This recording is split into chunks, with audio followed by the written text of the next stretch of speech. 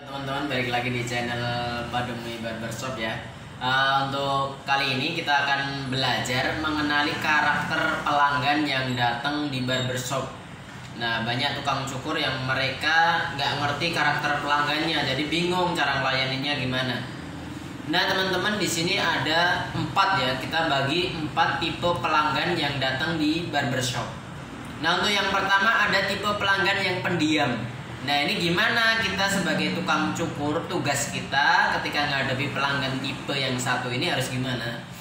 Nah, pertama, yang jelas tugas kita sebagai tukang cukur pancing dulu pembicaraan. Pancing dulu pembicaraan. Nah, untuk pancing pembicaraan ini juga jangan langsung tanya sesuatu yang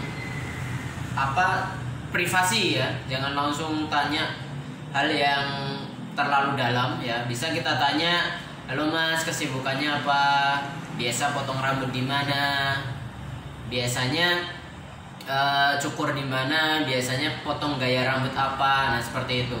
Nah, kemudian ketika customer ini biasanya kalau tipe pendiam, dia hanya akan sebatas menjawab ya, sana, sini, gak. Nah, kita sebagai tukang cukur pertama itu tadi pancing pembicaraan. Nah, ketika kita udah lihat jawaban customer itu ternyata dia cuma jawab singkat, berarti ini tipe pendiam, berarti dia nggak mau diajak ngobrol. Nah, kalau kita ketemu tipe yang seperti ini, ya udah, memang orang itu kita udah pancing beberapa kali nggak mau ngobrol, ya udah kita kasih hasil terbaik aja. Nah, itu tipe yang pertama, yaitu tipe pendiam. Nah, terus ada tipe yang kedua. Nah, ini tipe yang cerewet.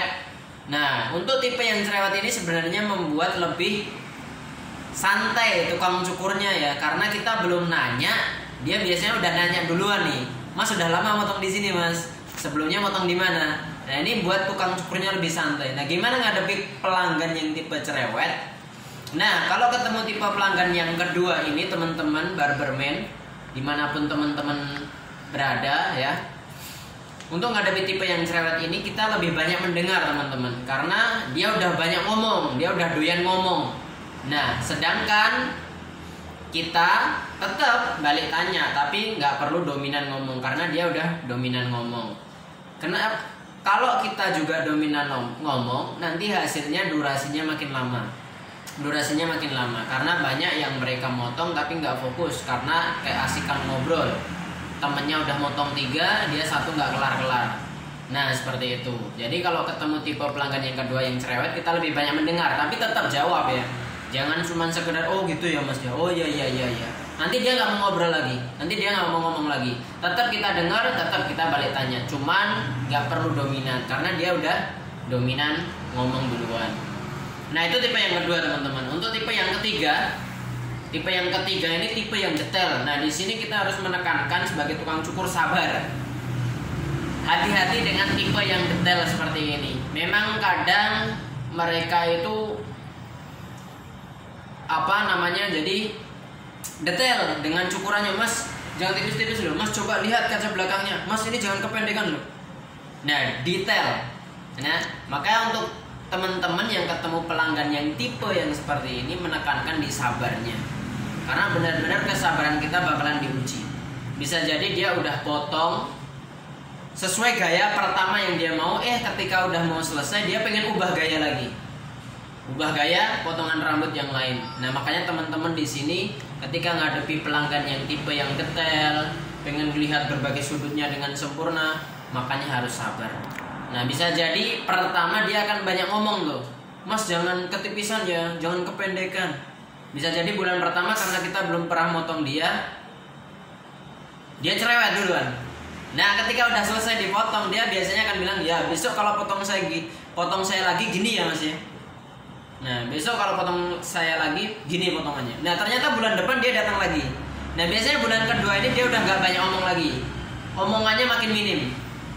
Karena dia udah yakin sama tukang cukurnya di bulan yang lalu. Bisa jadi ketika di bulan kedua ternyata dia masih oke, bulan ketiga dia datang udah gak banyak ngomong loh. Nah, bulan yang keempat biasanya dia datang udah tinggal duduk, dia bilang biasanya mas.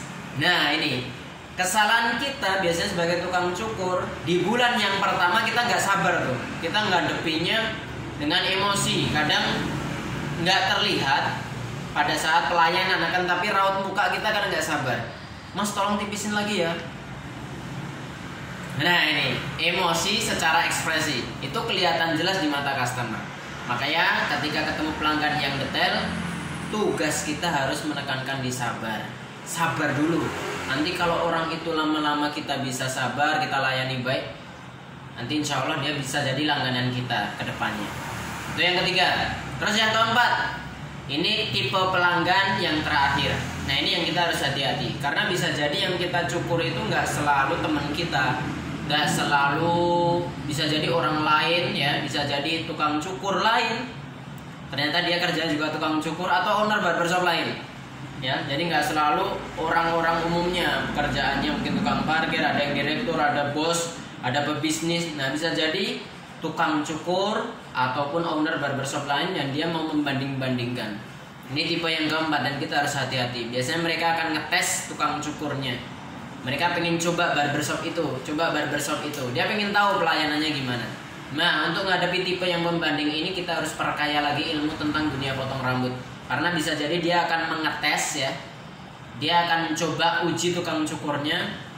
Misal potongan yang mungkin bukan umum. Misalnya saya mau potong pompadour, sampingnya medium fade. Nah seperti itu. Tukang cukurnya jangan sampai kebingungan.